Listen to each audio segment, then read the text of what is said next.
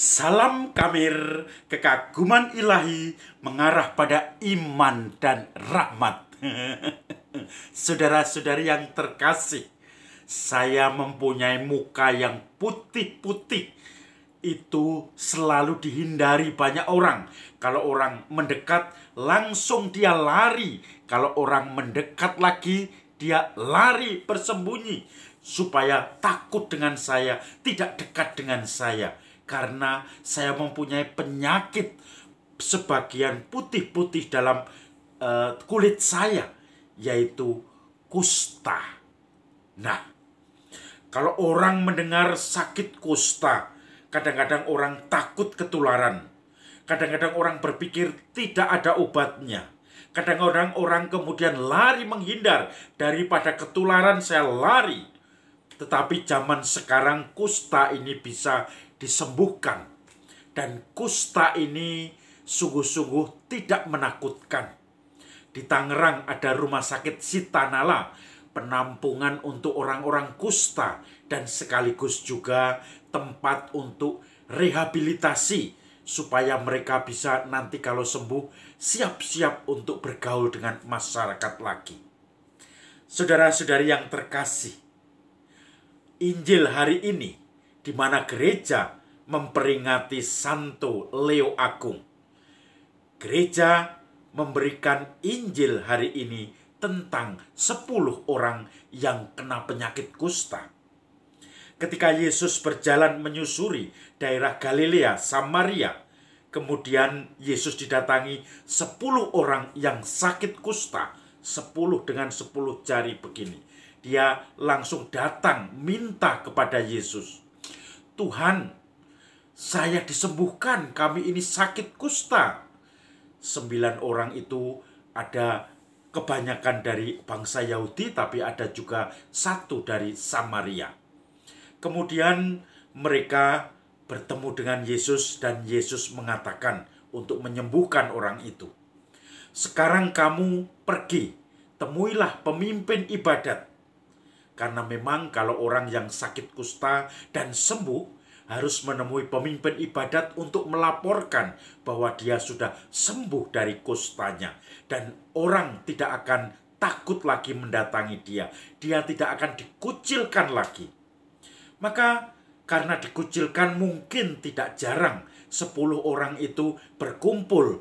Karena mereka tidak bisa berkumpul dengan orang yang tidak kena kusta. Maka mereka berkumpul sendiri dan mereka membicarakan kedatangan Yesus dan minta supaya Yesus menyembuhkan mereka dari kusta. Dan mereka juga tahu kebiasaan orang lapor ke pemimpin ibadat, pemimpin rumah-rumah ibadat.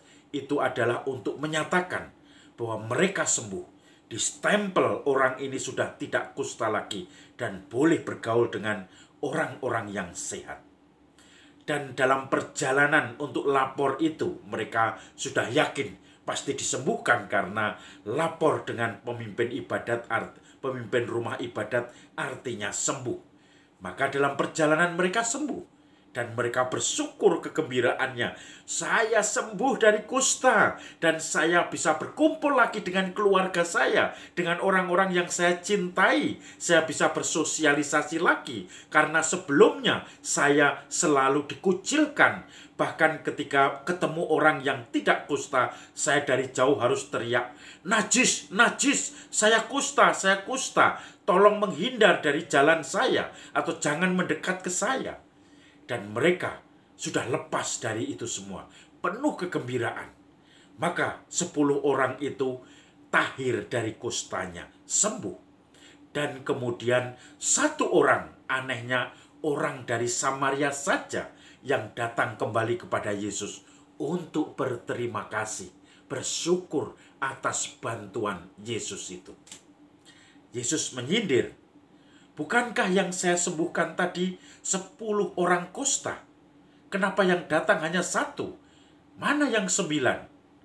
Yang 9 tidak tahu terima kasih. Tidak pernah bersyukur bahwa disembuhkan oleh Tuhan itu seakan-akan hal yang biasa. Itu haknya dia. Padahal Tuhan sudah berbelas kasih menyembuhkan mereka. hanya satu yang mempunyai tradisi bersyukur. Dan anehnya itu dari suku yang dianggap tidak kudus, tidak terpilih, yaitu Samaria. Maka kegembiraan orang Samaria itu membawa kembali kepada Yesus dan mengucapkan terima kasih dan syukur. Yesus akhirnya, walaupun dia tetap tidak menyesali tindakannya menyembuhkan 9 orang yang sakit kusta yang tidak datang lagi kepada dirinya, tetapi Yesus paling enggak menyindir mereka, orang-orang Yahudi. Mana orang-orang Yahudi yang saya sembuhkan? Ternyata tidak ada yang datang, tidak pernah bersyukur. Saudara-saudari yang terkasih, dalam hidup kita ini diberi banyak rahmat oleh Tuhan. Kadang kalau kita bisa menghitung, kita bisa sungguh-sungguh melimpah pemberian Tuhan. Dari bangun tidur, kita sudah dibangunkan dengan kesegaran. Sudah diberi air untuk mandi.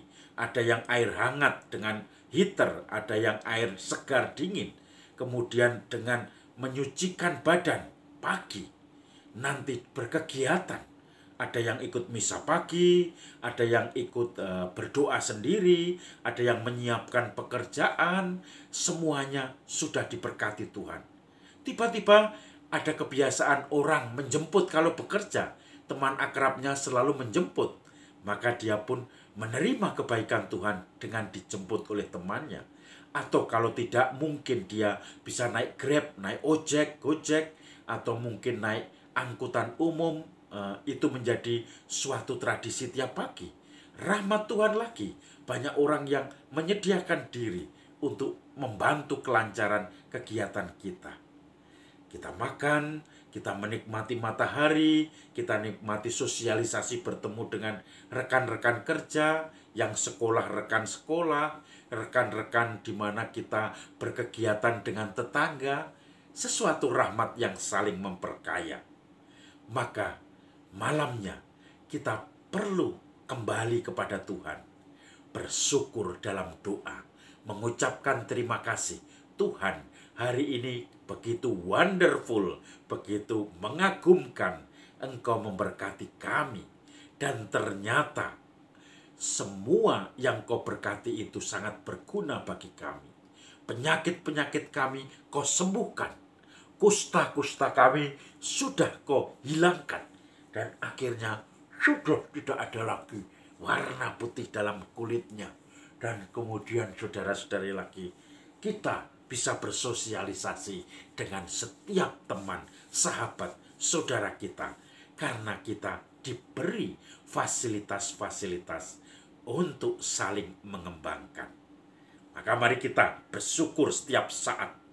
Apakah Anda juga bersyukur atas pemberian Tuhan yang kita rasakan setiap saat, setiap detik, menit, kemudian jam, dan kita selalu dijaganya. Salam Kamir, kekaguman ilahi mengarah pada iman dan rahmat.